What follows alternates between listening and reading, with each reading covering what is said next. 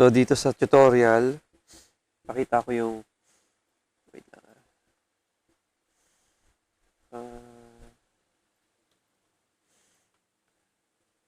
Delete ko lang to. Yan. So, ang una natin gagawin, unahin ko na itong adjust line. So, vector tayo, no? So, sa vector muna tayo. So, mamaya natin sa raster. So, vector, tabaan natin para okay. So, ayan, no? Line. Ayan, line. So, sa vector, madali siya magpalit, no? Ng lines. Kahit na sa circle natin. Trying, yan natin. Ayan, para maraming option. Ayan, circle. Or pen tool. Teka, tingnan natin yung gamit ng pen. Ayan, G-pen. So, marami tayong option, ano? So, paano tayo magpapalit ng lines? Vector yan, ha? Hindi pa tayo raster, ha? So, ang ginagawa lang dyan, parang stylish yan. Ayan, punta ka lang sa adjust line width. So, marami na siyang option. Ito, i-ano ko. Meron siyang thicken, narrow, scale up width, ayan, scale down, then fixed width. Ito yung karamihan malimit gamitin, itong fixed width na to. Tapos nakalagay process whole line, pwede mo uncheck yan. Tapos brush size, yan, malaki yung brush size natin. Ngayon, etong adjust line width, nasaan yan? Kasi na-shortcut na ako dyan eh, may shortcut ako. So, nandito siya sa correct line. So, nasa correct line siya. So, under correct line, ayan. Ayan, puntahan natin. Under correct line, meron siyang tinatawag na, ayan, adjust line width. So, yan yung ano, dito ayan correct line. Kasi sa correct line, ang ginagamit madalas dyan, yung connect vector lines, diba? Yung ito, gaya nito. For example, yan, ay, hindi yan. Minsan, hindi ko mo connect eh. Tablay talaga eh. Pero ito, ayaw eh. Ay, talaga kumunik minsan. Ay, hindi. Teka, nagkamali pala ako. Ayaw talaga. Baka hindi nabago yung shortcut. So, hindi naka-ano yung shortcut ko. Hindi nakalagay. Ayaw talaga kumunik oh. May problema. Naka-connect lines na ako. Teka ito. Teka. Ayun. Mahina yung magnet. So, yun pala. Texting natin ulit. May distance eh. Ayun. No? yung connect lines. Ayan. Hindi niya kaya basta-basta eh. So, dito rin. Tingnan natin. Ayun, kumukonect. So, dito mo siya, tingnan natin to. May mga option naman eh. Ayun. Diba? So, anyway, buray ko to. Hindi, huwag ka na burayin. So, yun isa yung sa nandito sa correct line. So, yung dinaanan na natin tong connect lines, ha? So, dito tayo ngayon sa adjust line. Ayan, ito yung adjust line. So, ito yung property niya. Marami siyang property.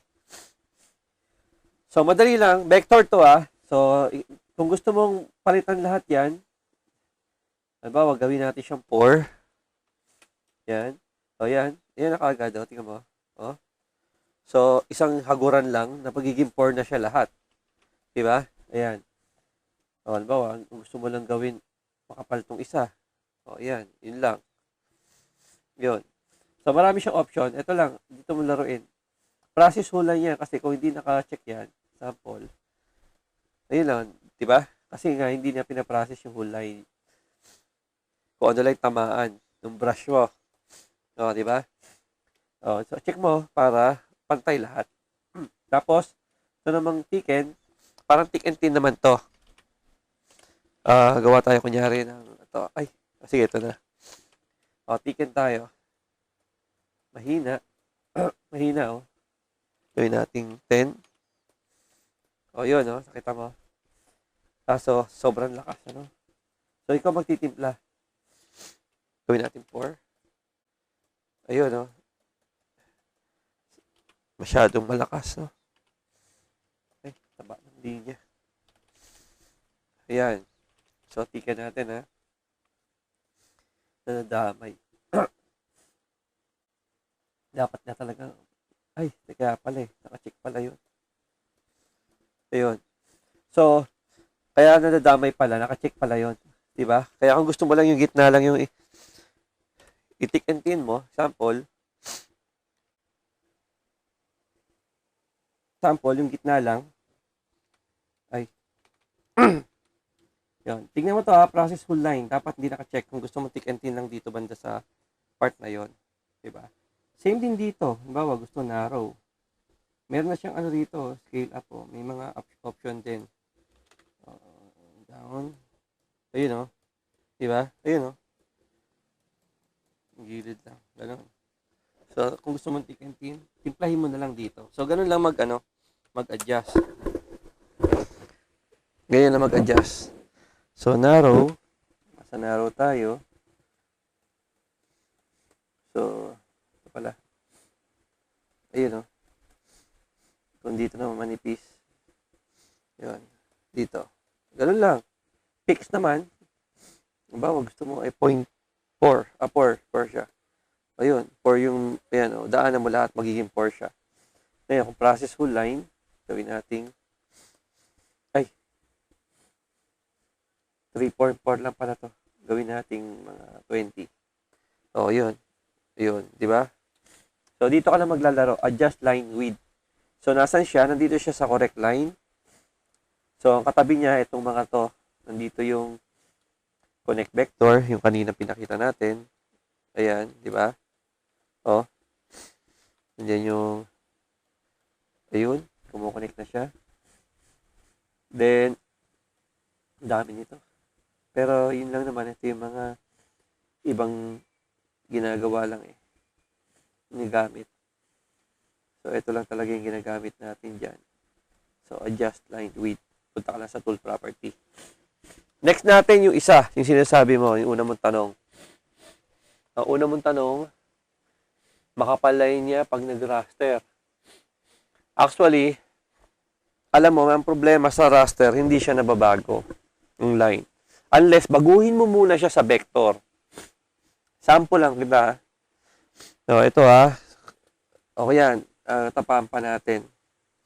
Tabaan pa natin. Ayan, di ba? Vector yan. Wait lang sinisipon ako eh. Dali. Okay, balik tayo. So, ito, no, vector line siya, no? So, makapal siya.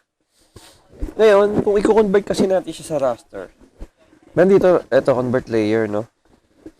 Meron din siyang rasterize. Ayun, raster na siya kaagad, no? Isang pindot lang. Kaso, hindi nagbabago yung line, ano?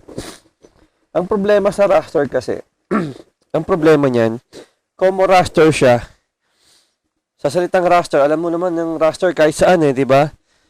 So, ang raster, hindi siya talaga nababago ang lines.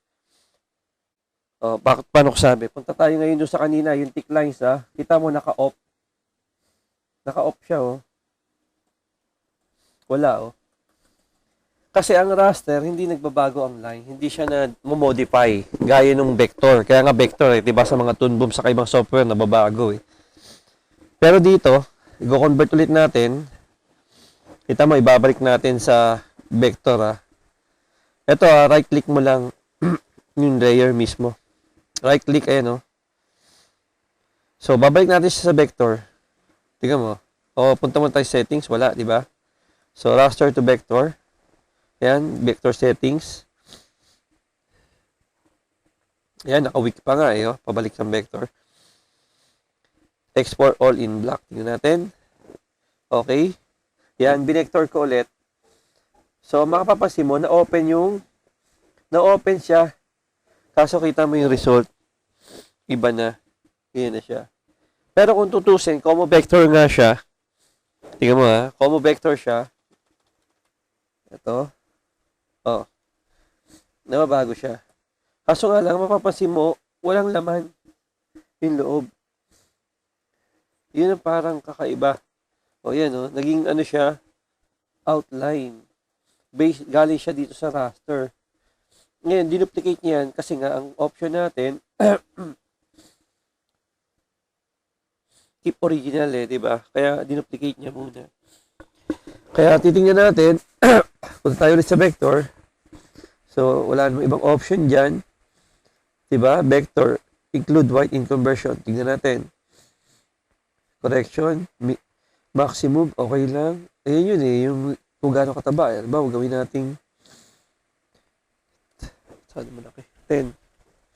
Oh, okay mo lang. Okay natin. O, yun. Ginawa niya ulit. Tingnan natin, ha. Oh. Tingnan natin yung isa. O, di mo? Butas na. Pero vector siya. Kaso yun nga lang, ewan ko, glitch yata to sa, sa, hindi pa yata nila to na Kasi, tingnan mo, nababago naman kasi vector na siya. Diba? Actually, napipinch yan tingnan mo. Oh. Kasi nga, vector na siya. Kaso nga lang, ang problema, wala yung solid sa loob. Diba, nawala. Oh. Oh, may redraw pa Diba? Adjustin natin to, yung lines, fix natin ang 4. O, lahat 4 na yan. Kaso, bakante yung loob. Yun ang problema dyan. Diba? From raster yun, dito tayo galing nun. Pero ang raster kasi, itong raster, wala nag-off. Hindi mo siya mababago. So, vector lang talaga yung nababago mo. O, ayan, vector yan Fix with, ayun fix. O, diba? Ayun Kaso nga lang, outline. Yun nga yung problema natin dyan. O, outline siya. Wala siyang solid sa block. O, diba? Kahit silipin natin ulit, yung, ito, convert layer, walang option. Kahit monotone mo pa yan. O, vector natin ulit, walang ibang option. Anti-alias lang naman yan. Export all in black naman yan. Density. Tingnan natin to babawasan natin. Gawin natin 0. Tingnan natin. 1 pala yung gusto niya. Okay? Tingnan natin to. Ganun pa rin Talagang butas wala namang butas dito. So, ganun yung conversion niya. From raster yan to vector. Babalik rin natin ngayon. Paano natin masusolusyonan pala? Yun pala yung kailangan natin. So, ang gagawin mo, kung naka-vector ka, so, gawa ko ng vector, So, vector tayo. Vector, Vector. So, ang pinaka-safe na gawin mo, i-convert mo na kagad to ng manipis bago mo siya i-raster. Okay? Kasi ang mangyayari dyan, diba, kukonvert ko siya sa manipis. Halimbawa, makapal yan. Gagawin ko siyang 2 lang. 2. Sabi natin 2. Ay, nasa na ba ito? 2. Yan, yung nipis, 2. 2 yan, nipis niya, Yan 2. 2 yan. Ngayon, ang gagawin natin, smooth to, naka-smooth yan. Ayan, ito pala naka-raster. Smooth natin. Oops.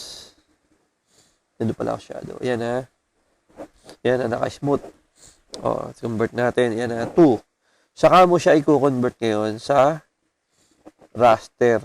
Ayan, convert mo siya into a raster. Ayan, raster. Color. Keep yung original or kung ayaw mo na i-keep yung original, uncheck mo lang. Pero kung gusto mo pang i-keep yung original, okay lang. Okay mo yan. Gagawin niya raster yan. Yun. So, manipis na siya. Raster yan, ayan. So, ayun, raster. So nga lang, sabi ko sa'yo, ang raster, hindi na siya namomodify yung thickness. Tapos, kaya nga kanina, pinakita ko yung raster to vector naman. Kung convert mo yan ulit sa vector, nag-iiba na. So, iba na siya. Convert natin ulit. Yan, vector na siya ulit, Tignan natin, gagawin natin siyang 10. Ayun, pwede pala, Oh, dapat pala manipis muna, no? Bago may convert ng ano. Pwede, ayan, no? Kanina, di ba, pinakita ko outline.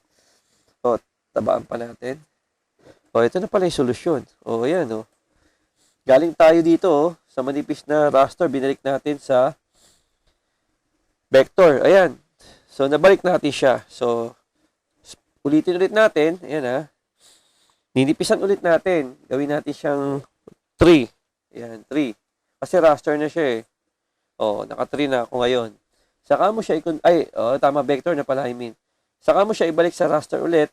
O, ayan, convert. O kaya, rasterize. Yan natin rasterize. O, yun. Direkta sa raster. Hindi na kinonvert. Wala nang duplicate. O, ayan. Raster na to. Pero, nag-off yung line width. Ngayon, ibabalik natin sa vector. O, vector ulit. Ito ulit. Huwag na natin itong open. Tingnan natin, ha. O, vector ulit. Tingnan natin ulit kung effective. Effective pa rin. Gagawin nating yun lang. Ayaw na, Kasi, alam mo bakit? Natin, ha. Ay, meron pa pala. Ayan pa pala. O, maliit lang masyado yung ano ko. O, yun pa pala. O, sige, ganun lang. Pwede ka nang mag-raster to vector, vector to raster. Pero kailangan, pag kinonvert mo siya sa raster, maliit lang yung ano mo. Yung wag yung tulad kaninang ginawa natin, nag-outline, di ba? Yung unang shoot, dinaanan ko. Pero okay na to. So, ganun lang, ganun kabilis. Ito yung mahalaga, itong tools na to. Ayan, So, litan natin. Vector yan, ha? O, yun. O, ngayon, convert mo ulit, rasterize. O, masyadong makapal, no? Tingnan natin ngayon kung magagawa niyang walang outline. Ibalik natin sa vector. Tanda mo, wala, naka-raster tayo. Vector ulit natin. Vector. Okay. Tingnan natin kung kaya niya ulit. Ayun. Yun ang pangit. Diba? So, kailangan pag kinonvert mo siya sa raster, manipis siya bago mo siya ibalik sa vector. Kasi pagka from vector at makapal siya, ginawa mong raster, tapos binalik mo sa vector, yan yung ginagawa niya. Ayan, may outline. Hindi tulad nung ginawa natin kanina, ayan, burahin ko to. Diba? Raster yan. Manipis, Manipis. Nung ginawa natin siyang vector, o yan. Vector na siya ulit. Ayan, meron siyang symbol.